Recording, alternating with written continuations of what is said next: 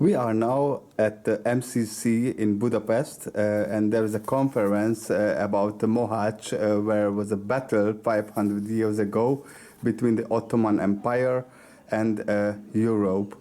So now Hungarian and Turkish history scientists are together here, and they are discussing Mohács and what happened there 500 years ago. Özgür Kolçak is from the Istanbul University, and he's specialized on the early modern Ottoman military history. Now we are at this conference at the MCC, and there are also some Hungarian and Turkish scientists with their own viewpoints. What were the reasons of this battle 500 years ago, and how is it in the current Turkish mindset of the people and education and press? Yeah, this is the 500th anniversary of the event, so there are too many, public and official celebrations or events that commemorate the Battle of Mohács, but mostly in Hungary, not that much in Turkey, because in Turkish historiography and in Turkish public opinion, Mohács is not that important as in Hungarian community, because the Hungarians, the scientific circles and the political leaders as well, have differing views, differing opinions about the battle itself, and it has some political connotations as well. This is not true for Turkey. In Turkey, the Battle of Mohács is one of the greatest moments of military history, but not something to do with today.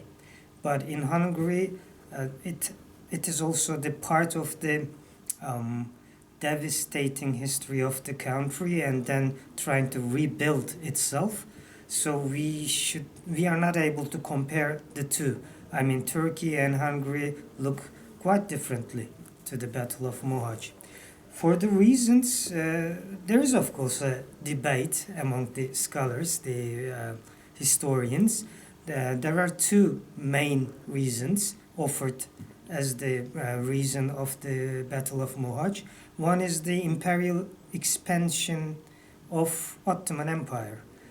Some believe that the Ottomans were growing bigger and bigger, and they had the military strength, and they wanted to occupy much more land. They were fueled with religious zeal. They wanted to extend the Islamic borders, and the Hungarian kingdom, as a bulwark of the Christianity, was standing against them. So it was time for the Ottomans to defeat the archenemy, protecting Christianity. This is much more of the rhetoric, and there are some other historians who refer to the realpolitik explanations of the battle, which is the decline of the Hungarian kingdom itself, and it would fall prey either to Habsburgs or to Ottomans. And because the Ottomans wanted the Habsburg family not to be stronger than ever, allied with the French kingdom and attacked Hungary, so to stop the Habsburg hegemony from the onset. This is also another explanation, but they are quite different from each other, How it was that time the military itself? How many people were at the military on the Turkish side, Ottoman side, and the European side, and which European countries were contributing into this Hungarian-led, but not only Hungarian, but also from other European nations constituted European army? Yeah, the Hungarian king Lajos II wanted the Hungarian army to turn into a Christian coalition. This would be good for him. But the Ottomans diplomatically isolated him in the preceding years, so he did not get help from the Polish throne, which was very important. This Jagiellon army is a quite strong one, and he was separated from major European powers. He was not even able to get military support from Austria at the battle.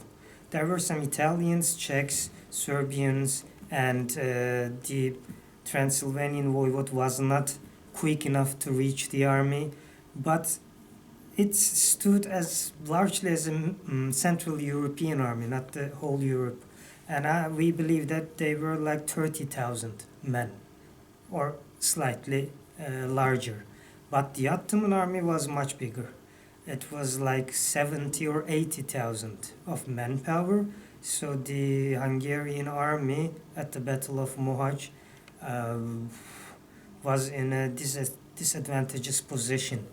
And for that reason, some historians say that King Lajos made the first move. He attacked to the Ottoman army so that before the Ottomans formed their lines, he could have an edge on the Ottoman army and dream about some positive results.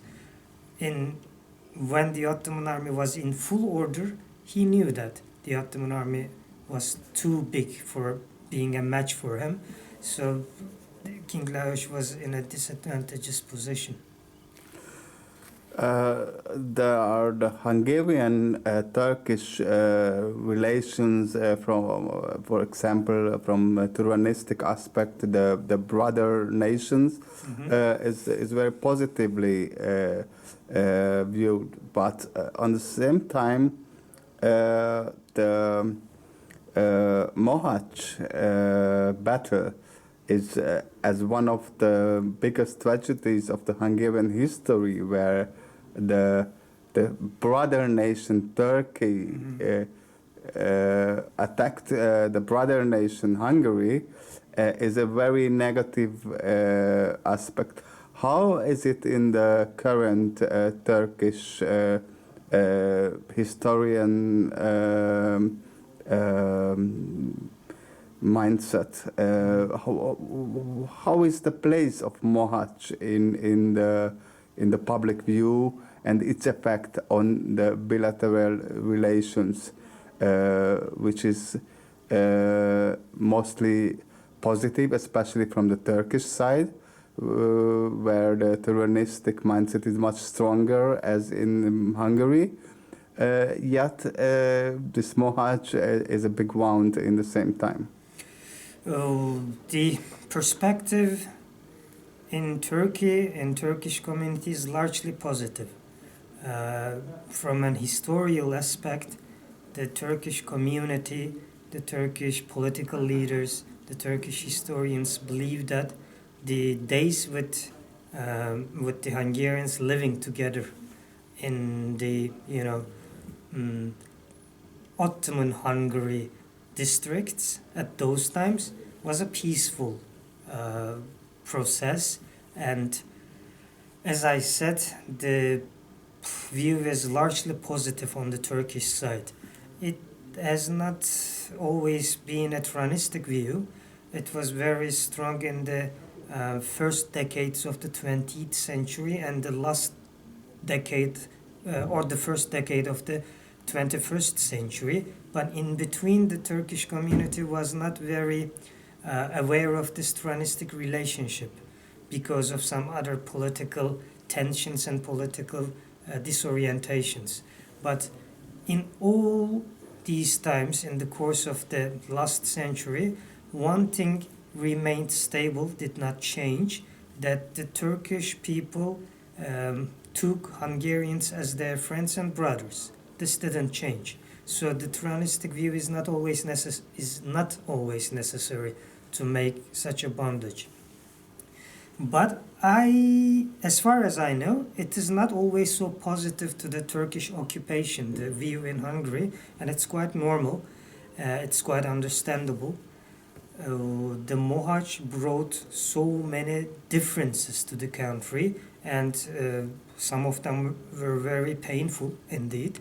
And especially after the Ottoman occupation, followed an Habsburg occupation, but all started with the Battle of Mohács, because before the Hungarian kingdom was independent and quite strong. So this is maybe the turn of the Hungarian history. So it's hard to say, the Turkish communities in Central Asia and now in Azerbaijan and in Turkey, they're also bloodly related, but the most devastating defeat of the Ottomans were in the hands of a Central Asian Turkish leader. So we are now also brothers and sisters with the Uzbeks, but it happened. I mean, they were all almost collapsing all the Ottoman Empire. In history, these things happen, and I don't know how people look at that, but I know this is a wound. Thanks for the talk.